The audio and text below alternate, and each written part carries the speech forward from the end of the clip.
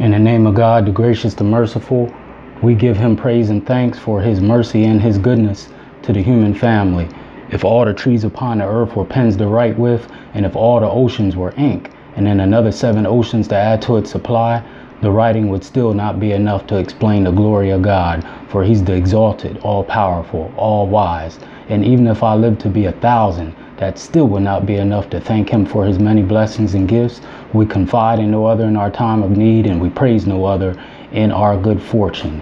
I greet everyone in words of peace. Assalamu alaikum. That simply means peace unto you, to the whole human family, no matter what your system of knowledge, ideology, or background is. Again, this is Brother Shareef with the Hour of Power. Go to Hour of Power, Shareef Hamid on YouTube. Subscribe and share the channel. Again, Hour of Power, Shareef Hamid. Subscribe and share to the channel, especially share it with those of like minds and to those who we can help lift their mind, body, and soul, so we can live a more productive life. Tonight, I want to speak to you on a very serious topic. I'm continuing the lecture series that I've been doing the last couple messages. This is self-reflection part 4, addressing the crisis of the mental health issues in our community. Again, self-reflection part 4, addressing the mental health issues and crisis in our community. Mental health is a very serious issue in America, not just with black people. You know, with my channel, it's not a religious channel. I address social issues and try to bring about social change in the black community. So mental health is a very serious issue, not just in our community, but in America. So that's what I want to talk about this evening. One quick statistic, 1 out of every 4 Americans have a mental health disorder. Again, 1 out of every 4 Americans have a mental health disorder. So it's just not a crisis just with us. It is a American, U.S. citizen, so to speak, crisis. But tonight I want to concentrate on how this is a crisis within our community. There are many different mental health disorders. I don't want, nor do I have the time to go over them all, but the ones I want to concentrate on and just give a quick definition of them. But most of all, I want to give a solution to these issues. So I normally try to keep my videos between 20-25 minutes. It may go a little bit past that, but I highly stress and I'm calling a plea for those who are listening. If you don't have time to listen to this message in its entirety, try to go back and listen to what you haven't listened to, because at the end, I'm gonna give some resources and some solutions to this problem. I just don't want to be talking. Again, I'm gonna give some resources, some phone numbers, and some contacts for people who may be suffering from this, or someone who you may know that can benefit and get them on the right track to live a healthy, peaceful life. So again, if you can't have time, if you don't have time to listen to the whole message, try to come back, because I'm gonna have some resources to try to help our people and help each other. And again, before I get started, sending out prayers to the Most High, to those in Houston that are suffering from the flood. I mean, I've seen some absolute horrific and heartbreaking pictures and stories on Facebook. I've seen children on it almost looked like a counter where you put your dishes, and they were actually sleeping on the counter because the water was rising so high in the kitchen. And I guess the rest of the house was flooded out, and the only safe place for them to sleep was on the kitchen counter. And they actually had blankets up there, and there was 4 children. Absolutely heart-wrenching and heartbreaking. I'm trying to get involved with some efforts now to have a place to bring goods, and it's a sister in Texas, I think she's a lawyer, who said that she don't trust the Red Cross. So if you feel more comfortable, you can send it to her. So I'm gonna get that information and post it on Facebook, so we can help our brothers and sisters out there who is suffering from this flood. So again, send your prayers and blessings to those people out there in Houston, Texas. I have a spiritual sister there, Shantae. Salute to you, sis. I'm glad that you're doing okay. And I have a cousin, Gordon, out there. Peace to you, cuz. Salute to you. And I hope that you are safe and get through this. Now, again, part 4, self-reflection, addressing the mental health crisis in our community.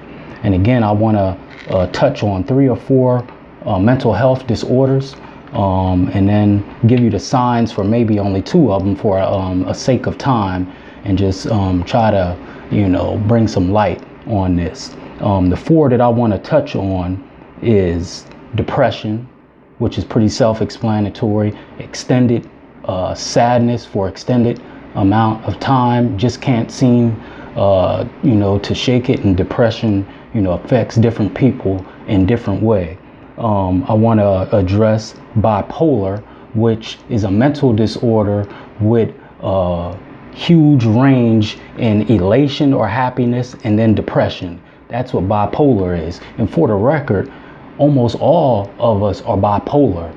Bipolar is a range in emotion. So you could be happy today, and 5-6 hours you could be sad. That means you had a range in emotion. What makes it a disorder is when you have a huge and an extreme range of happiness and sadness. 1 minute I'm talking to you, you're happy. I call you back 10 minutes later and you're busting out in tears and you have uncontrollable sadness. That's when bipolar turns into a disorder, and that's one of the ones I really want to concentrate on. So we talked about depression, that's pretty self-explanatory, and bipolar. I also want to talk about PTSD, post-traumatic stress disorder, which is a disorder explained by someone who experiences or witnesses a life-changing event, like a natural disaster, which is going on in Houston, a car accident, sexual abuse, PTSD, and then that life-changing, life-altering event causes a disorder. Again, something that you may have witnessed or seen or experienced that is life-changing. A car accident, a natural disaster, sexual abuse. That's PTSD. And the last one I want to touch on is schizophrenia. There's 3 different types of schizophrenia. Paranoid schizophrenia, which most people know about. That means you're imagining things. You're very paranoid. You think someone is after you. You're very nervous. You hear auditory voices that's not there. You may see things or people that's not there. You have disorganized thoughts where you just can't get your thoughts together. It's just what it says. It's very disorganized, and your life, it just seems in a shambles and you cannot get it together. The 3rd subtype of schizophrenia is catatonic schizophrenia, which means you are almost in a stupor where you will not move. You're almost like a statue and someone has to physically make you move. When I used to work at a group home here in North Carolina, it was one of the worst ones for juveniles. I had a young man, he would just sit in his cell and he would not move, and the staff had to physically make him move. That's what you call catatonic schizophrenia.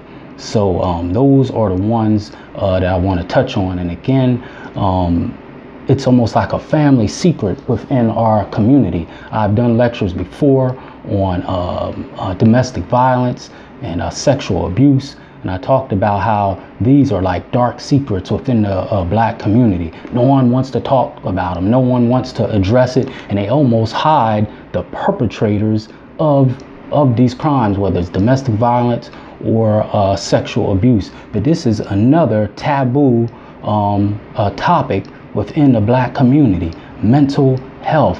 We all have someone in our family, maybe multiple people in our family, that suffer from mental health disorders.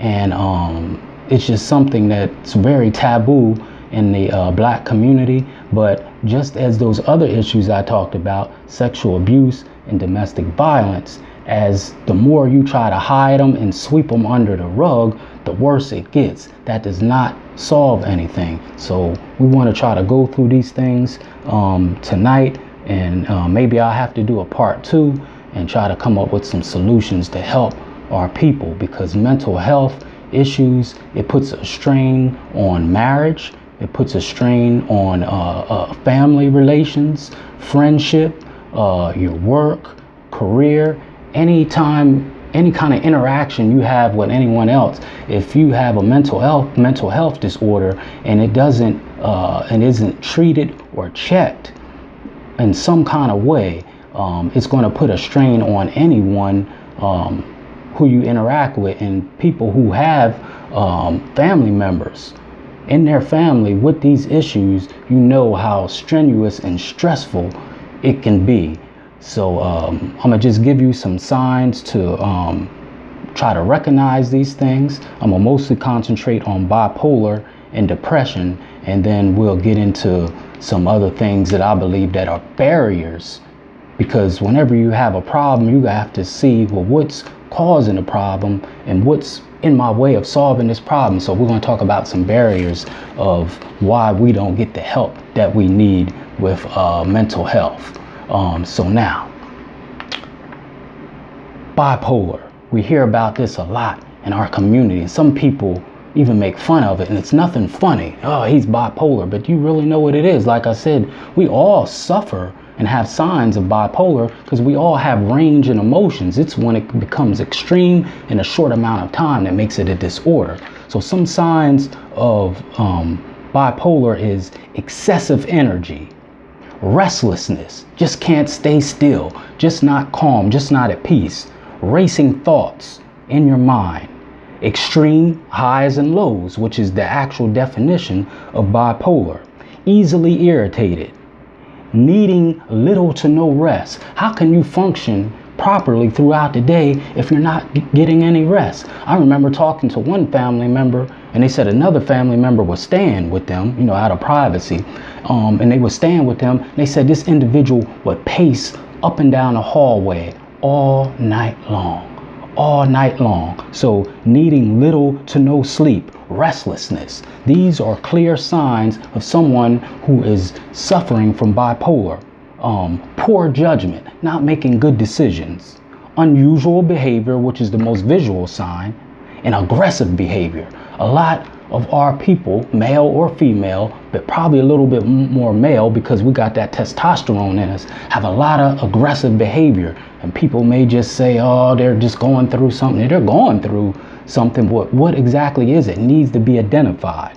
Those are some of the glaring signs of bipolar disorder. Now, depression. Everyone gets depressed every now and then, especially in this country. We had it was a brother, I think his name is Wise Intelligent, from the hip hop group Poor Righteous Teachers. I think he just did a video and he was talking about how America deliberately sets a climate for people to feel hopeless, which hopelessness is an offspring of depression. So salute to you, Wise Intelligent, for giving us that information. I didn't get to see it all, but what I did see in here, it was very factual and something that especially us as people, black people here in America, can relate to. Some signs of depression: nervousness, worrying, lack of energy. Now, lack of energy, you see someone just sitting around and they just lost their drive to do things, you know something is wrong.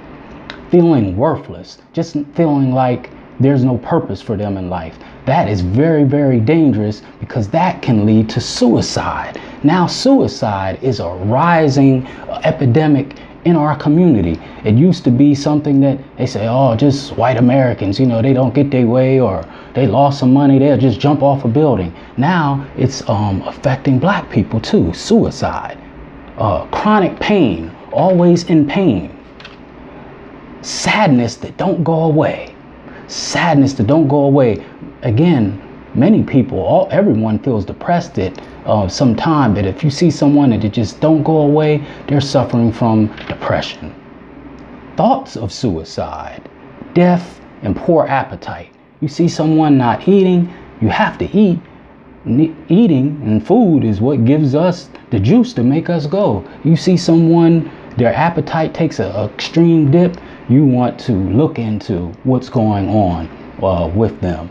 So those are some of the signs and symptoms of first bipolar and depression, which sometimes can go hand in hand. You can have people that have both.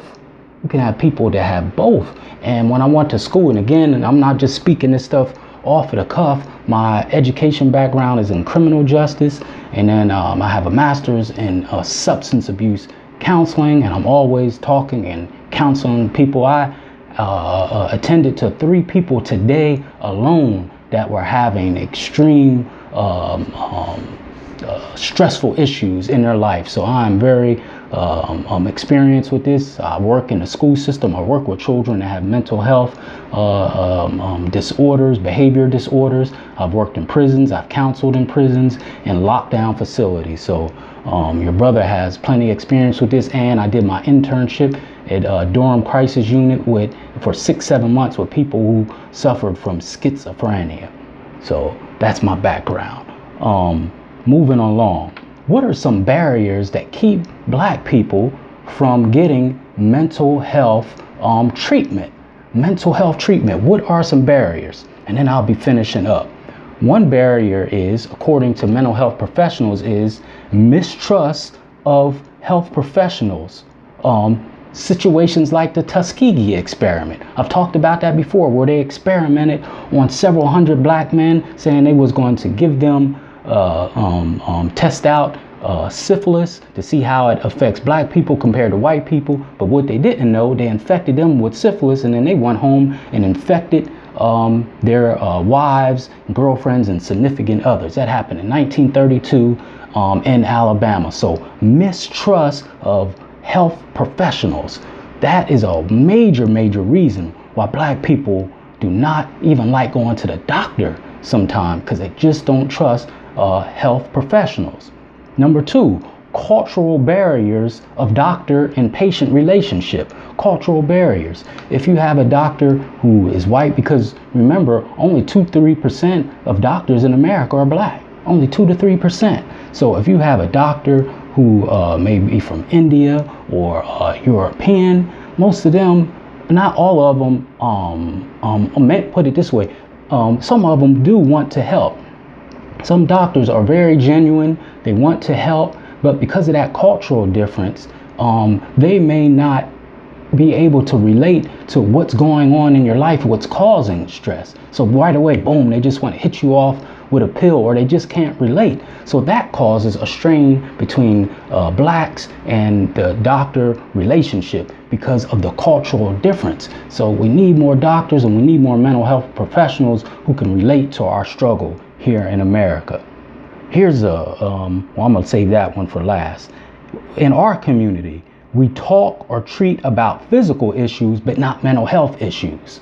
I'm gonna say that again. In our community, meaning the Black community, we'll talk about physical issues, but not mental health issues, meaning you have some back pain. Oh, I need to go to the chiropractor. Or I got a simple thing, I got a cold. Or my blood pressure is high, I need to go get some pills or something. But when's the last time we sat around and talked about, I need to go see a psychologist, I need to go see a psychiatrist, I'm just not feeling right, I'm just not where I should be, I need to get some help. Again, that's taboo in the Black community. We need to stop that. If we have the means, we need to go talk to someone to get help. A big one, financial. Listen to this, 25% of Blacks don't have health insurance. You just can't walk into a mental health facility and get help. They want some kind of copay, and you need insurance to pay for that. So they're saying a quarter of the Black people in America, 25%, it's probably more than that. Because whenever they give a statistic, they either lowball it or it's extremely higher than what they're giving us. But they're saying, according to this, 25% of Black people don't have health insurance. How are you going to get counseling for mental health issues, or to go to your doctor, who's probably going to refer you to a counselor, if you don't have health insurance? So that is a huge barrier in us getting the help that we need. One of the last barriers, but not the only barrier that we have, is relying on religion. Relying on religion. And don't take this wrong, I'm just giving you some of my own observation and study, and what this particular study says. 85% of black people claim a religion. Okay, 85%. But they use religion many times is the primary and only source of treating a mental illness. I'm gonna say that again. 85% of black people claim some kind of religion. Okay, I mean, I'm Muslim myself, no problem with that. But when it comes to getting mental health treatment, many of that people in that study that they just did use religion is the primary, meaning the number one source and the only source for mental health illness. I remember watching this show when I had regular cable. It used to be this show called Wicked Women. I think that's the name of it called. It was called Wicked Women, and it talked about women who was involved in murders. They were like serial murders and all this stuff, and they did all kind of evil things. And they talked about this one woman. She was a white woman, and she had a mental health disorder. She had a husband. The husband was always traveling away, working. She had about 4 or 5 children, and by her having all these children, it started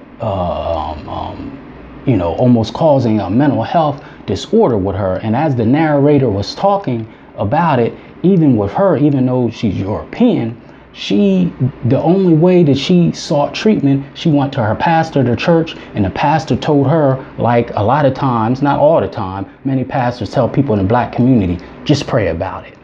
And told her, just pray about it. So instead of her getting any mental health treatment, all she did was pray and pray and pray. But the problem was her mental health, which was bipolar and schizophrenia, that got worse and worse and worse. And to make a long story short, she ended up killing all 4 of her children. I mean, it was a very sad story. So this here is saying, many black people use, because we're so spiritual, many of us use religion is the primary and only source of mental health treatment. And I know some people out there are like, well, I believe in the Lord and Jesus is going to fix it. Muhammad is going to fix it. But if you go to your scripture, it says prayer without works is dead. And then in the Quran, it says God knows your condition, but he only changes the condition of a man until the man first changes his own condition. Well, how you change your own condition if you don't do anything? And the same thing with the scripture from the Bible. Prayer without works is dead. You got to put in some work to change your condition. So those things need to be done simultaneously. So you just can't pray. You got to put some work behind it. So if you're having some mental health issues and challenges, you got to put some work into it to deal with those challenges and those issues. Prayer is good. I pray 5 times a day. It's obligatory for me as a Muslim to pray 5 times a day. But if I want to change a condition, I got to put in some work. The scripture tells us that. Both scriptures tells us that. So those are some barriers. Again, mistrust of mental health, mistrust of health professionals, cultural barriers, talking about physical issues like your back is hurting, high blood pressure, diabetes, whatever it is, but not talking or doing anything about mental health. Oh man, that's for white people, man. They don't want to go talk to counselors. No, we need to do something to address these issues because it's going to affect our life. It can even cause death. And I'm going to talk about that in a couple of seconds. Financial, us not having enough health insurance or finances to get the mental health treatment that we need. And again, relying on religion and prayer alone to treat mental health. And I gave you an example from that show called Wicked Women. I also gave the signs of bipolar and depression.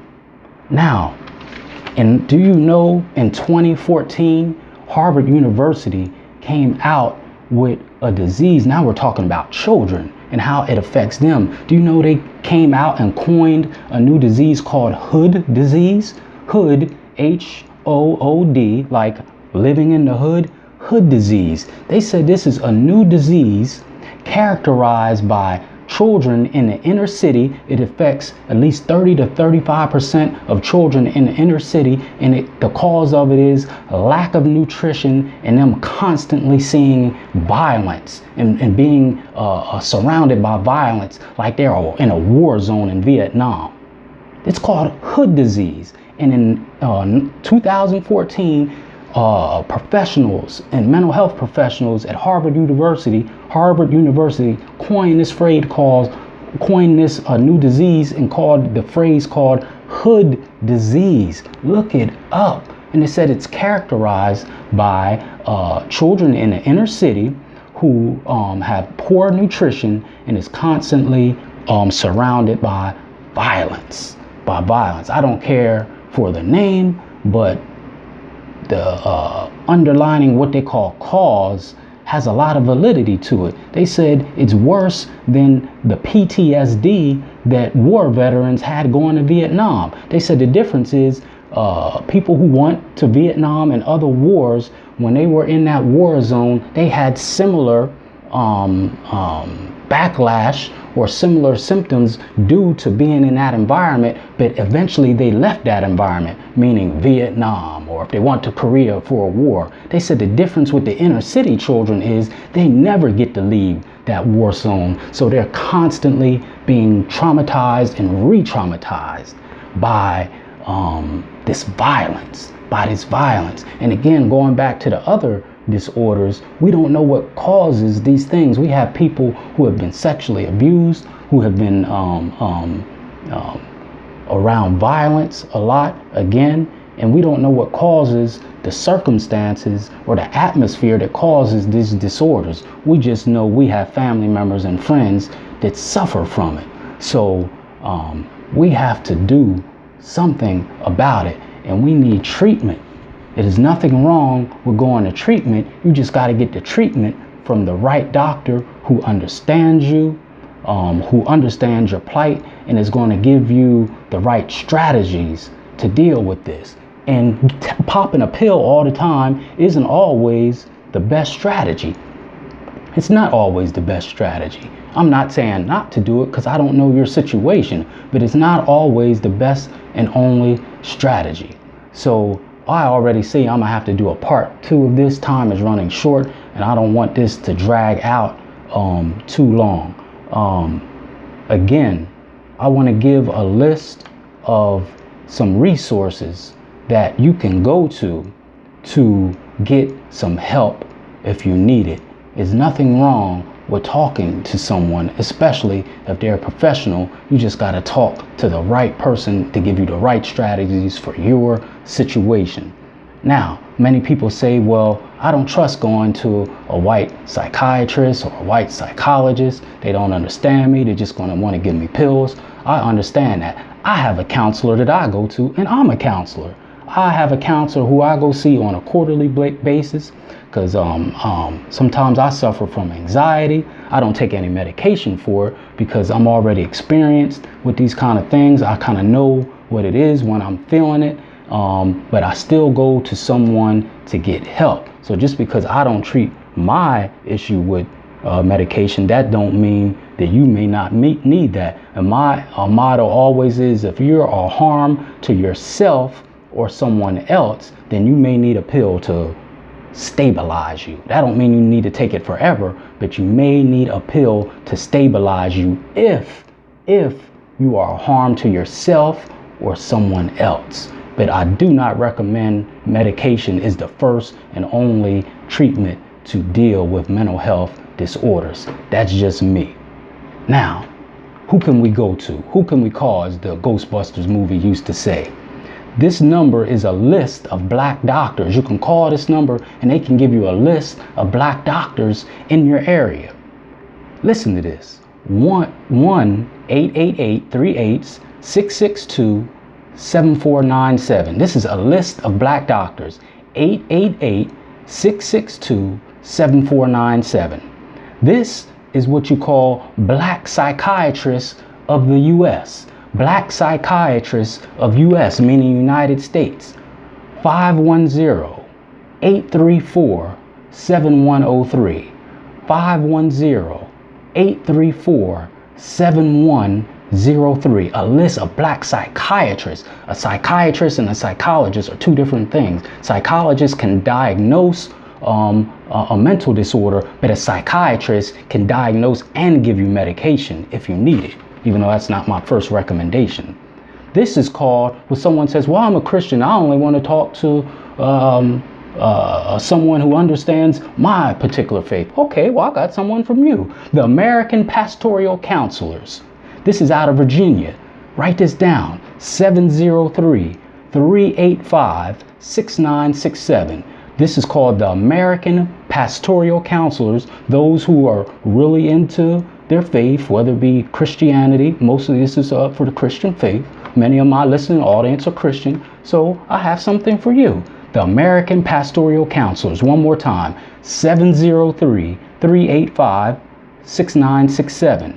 This is called, the last one is called DBSA, Bipolar Support Depression Alliance. DBSA, Bipolar Support Depression Alliance. So if you suffer from a combination of bipolar and depression, here's a number for you, 312-642-0049. 312-642-0049. They're out of Chicago, Illinois. So these are some numbers that you can, and resources you can go to if you're suffering from PTSD, bipolar, depression, any of those, or schizophrenia. So those are some support numbers for you. I will definitely do a part 2 of this lecture the next couple of days. So this is part 4, self-reflection, addressing the mental health crisis in a Black community. Again, self-reflection, part 4, addressing the mental health crisis in a Black community. In the next couple days, I will do part 5, self-reflection, addressing the mental health issue in the Black community. Part 5, but this is part 4. Again, this is Brother Shareef with the Hour of Power. Subscribe and share these messages with like minds so we can lift the mind, body, and soul of our people. Take care of yourself physically, but take care of yourself mentally. Your mental health is just as important as your physical health. It's nothing wrong with seeking help for mental health issues. Okay? You're not an alien. Don't worry about what anyone else thinks, because if you don't address it, you will be the one drowning in sadness, and it can lead into many, many problems that can have some catastrophic consequences. For the love of God, please at least talk to someone and try to get some professional help. So again, this is part 4 of self-reflection. Look for part 5 in the next couple of days. I will give out them resources. If you didn't catch those numbers, inbox me, give me a call, send me an instant messenger, something. I'm here for you. I love you. This is your brother Shareef, with that Hour of Power. I leave you in peace as I came. Assalamu alaikum.